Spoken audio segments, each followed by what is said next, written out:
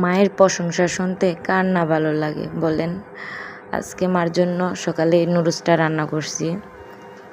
এই রেসিপিটা মায়ের নুডলস রান্নাটা খেয়ে বলে, মা তোমার নুডলস রান্নাটা অনেক মজা হয়েছে, সবজি দিছো, তারপর হচ্ছে সব কিছু মিলে অনেক মজা হয়েছে তোমার নুডলস রান্না।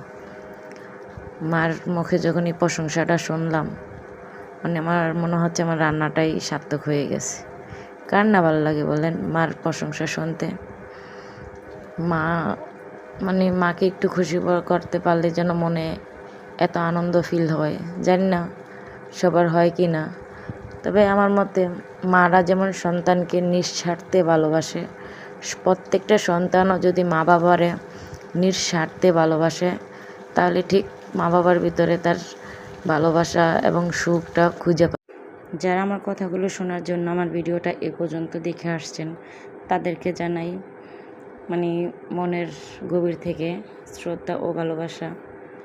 আপনারা আমার সাথে থাকবেন এবং আমার ভিডিওতে একটা সুন্দর গঠনমূলক কমেন্ট করে যাবেন এবং আমার রেসিপিটা কেমন হয়েছে দেখে জানাবেন, কারণ আমার মা খেয়ে অনেক প্রশংসা করছে।